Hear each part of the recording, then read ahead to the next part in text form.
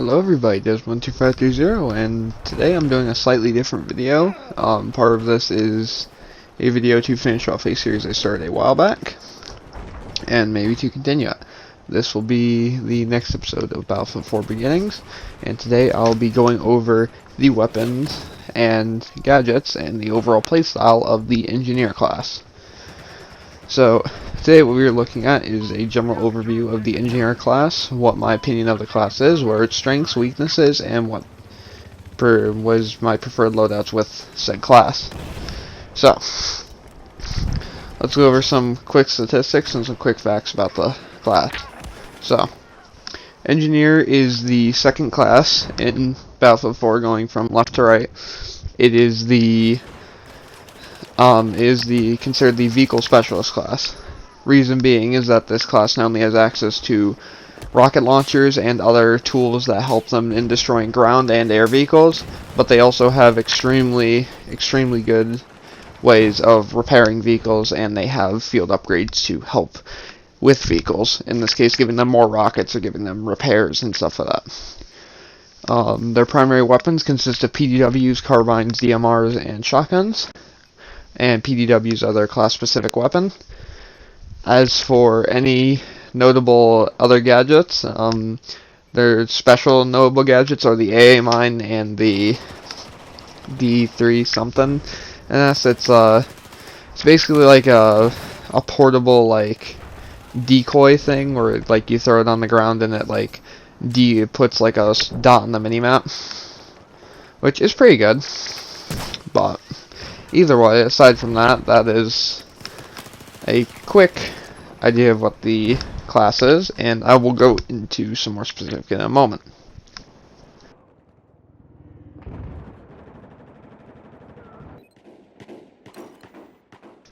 So, as I stated earlier, the Engineer class has access to multiple different rocket launchers and repair tools and other sorts of things. I will go into them on a case-by-case basis, and I can list them all off.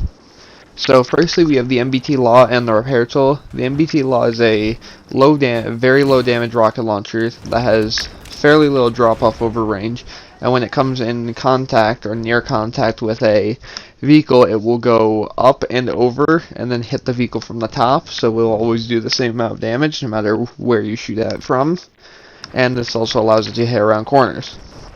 The repair tool is simply what it says. You use it on vehicles and it repairs them. And unlike Battlefield 1 and other games, you cannot repair yourself while in a vehicle. So this is the only way you're repairing things.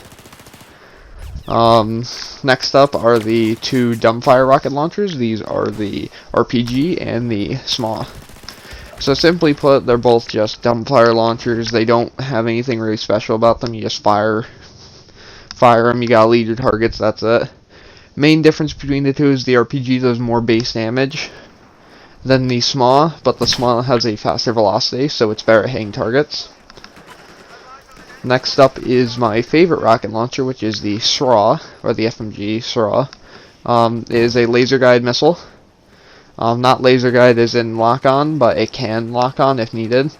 But what you do is that you point the scope at where you want to shoot, and it'll go right where you want, right where you're aiming. It is a very slow-moving rocket, but is probably the best rocket for taking out it's the best multi-purpose use rocket in the game.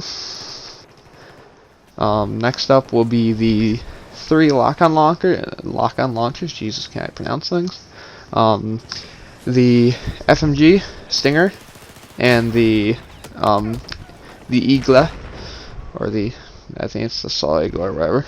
I forget the exact names, but both of those are lock-on anti-aircraft launchers. Main difference being that the Stinger has less range and a slower velocity, but makes up for it in being fire and forget, meaning you just lock on fire and then you can just put the weapon away. As where with the Saw, or the Eagle in this case, you have 100 meters extra range and the rocket flies faster. But you have the issue of dealing with the fact that you must hold the lock on the target until it hits. One of the few good things though about the Eagle is that if the target misses, like if they pop flares or something like that, you can reacquire the lock before the vehicle or after the vehicle flares, and you can reignite the lock and still hit the target. So if you're going up against people with flares, it's extremely good. Next up will be the final rocket launcher I'm covering, and that is the FMG 148 Javelin. And this is a ground to surface lock-on launcher. You lock onto the target, you fire, and you hold down until you hit it. And all of the lock-on rocket launchers except the Stinger and Igla all gain massive amounts of damage bonuses from being locked on by a laser designator, which is a recon gadget. And what this will allow you to do with the Javelin or the Straw is lock onto aerial targets and hit them massively. As well as with the Javelin, you will no longer need to hold the lock, you will just need to fire and forget, which is kind of reminiscent of how the weapon works in real life. So next up we'll be going over just the rest of the small gadgets, and then next up we'll get onto the weapons. So you have the EOD drone, which is, it's literally a repair tool that you can drive around. It has kind of clunky controls, but can be used to arm objectives, which is probably its only good use. Next up you have the AA mine, which is it's an AA mine. It's a little rocket that gets set up, and when aircraft fly past it, it fires a rocket and auto locks onto them. Fairly good, but it requires some skill to know where to place it, and it's also been nerfed heavily many times. But you can only get this gadget through the Naval Strike DLC. As for the other gadgets, we have the mines, or just M15 anti-tank mines, and the M2 slams. Both work similarly. The mine you place on the ground, and then tanks or vehicles run over and they explode. Slams are different because slams you can throw them onto any surface, including tanks, and whenever something moves past it fast enough, or whenever something it's stuck to is moving fast enough, that's when it explodes. Aside from that, we have our final gadget, which is the tracking gadget, which I said earlier, which you throw it on the ground and it makes a dot and it makes noise. It's actually pretty good because you can use it to get really good flanks on people, especially if they don't know why there's a red dot in this area where there's nobody standing there. Aside from that, next up we'll be going on to weapons, and I'll be going over my personal opinion of them.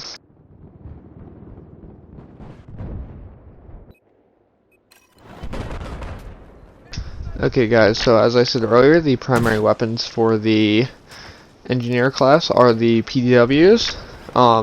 These are very strange considering the way that the class is meant to be, if you guys don't get it, but main reason why this is kind of strange is because these were not only an all-kit weapon in previous Battlefield games that had PDWs, but carbines were made their weapon.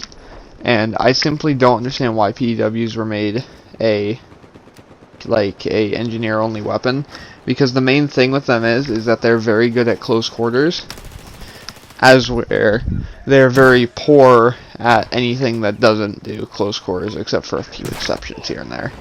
But the main thing is that this class is usually used in a long-range role, mostly being used to take out vehicles from afar, and they can't see you.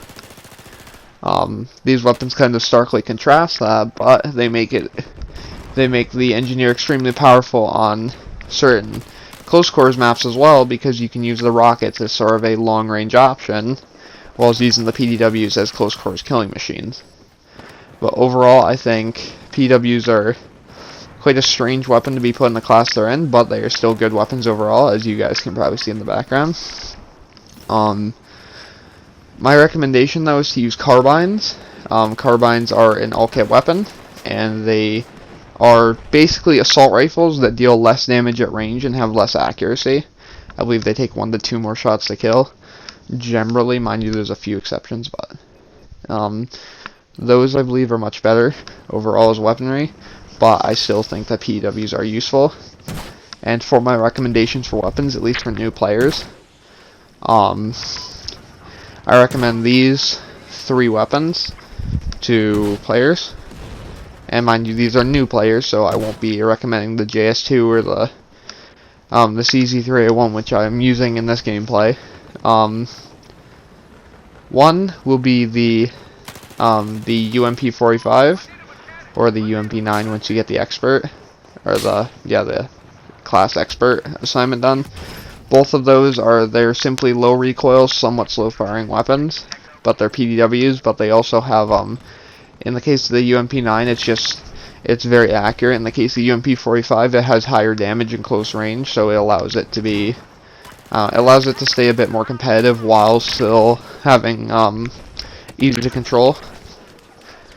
And other than that, I would recommend for PDWs, I would also recommend either the PV2000 or the MXR. It won't be until later on that you get weapons like the JS2 and the CBJMS, which I believe are some of the better ones. Same thing with the P90 and all that. But those are my recommendations would be the MXR, PV2000, or the UMP45. Those are the early weapons, and they're all the most controllable weapons of their type. In my personal opinion, my favorite ones, and if you're a somewhat higher skill player, I would recommend would be the ASVAL, which I'm using here, because this is the highest DPS full auto in the game. Although, well, it used to be, but they nerfed it, so it's a bit worse, but it's still extremely powerful. And the MP7, those are my two favorite primaries. I won't recommend the MPX here because the MPX is not only hard to get, because the assignment to get it is hard to do when you don't have people actually playing the mode that you need to do. But those are my main things to that. As for carbines, I would recommend the AK5C, which is the first carbine you unlock, and you actually unlock it through playing the engineer class. And what that will do is that will give you a not only the only gripe I have with this, it's iron sight stuck, but other than that, it's a average weapon in terms of DPS and all that, but it is extremely accurate, and it has extremely ease of use, and it's fast reloading. So mainly the thing you're going to notice with it is it's just extremely easy to use. So that's your big deal with it. Other than that, I would recommend either the ACR or the AC-21. Both of those are extremely powerful weapons in their class, mainly because they either have a very controlled recoil pattern, or in the case of the AC-21, it also has an extremely big magazine for a normal weapon. Other than that, if you guys want my complete opinion on this class, this is one of my favorite classes to run, even though it is very limited in its usage.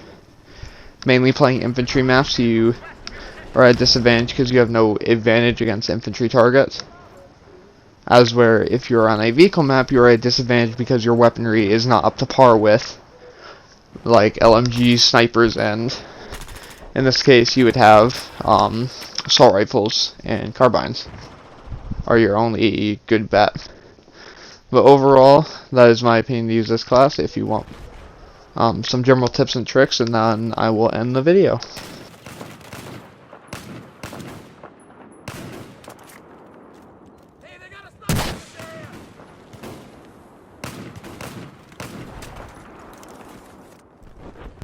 Okay guys, so now we are on to the tips and tricks section. Main tips and tricks I would say is always stay near either a squad mate or just stay near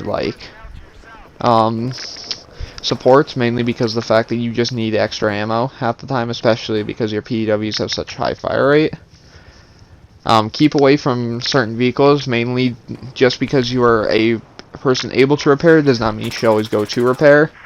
Sometimes sticking away from the action and picking off targets with your rocket launchers can be extremely effective, especially in supporting your armored advances. And don't take the PDWs for granted. Whilst they are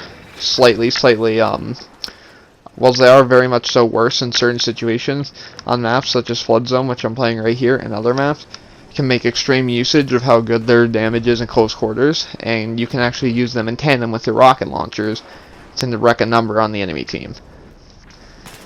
And for my biggest tip, I would say honestly just, simply put, have fun and try and figure out what works for you.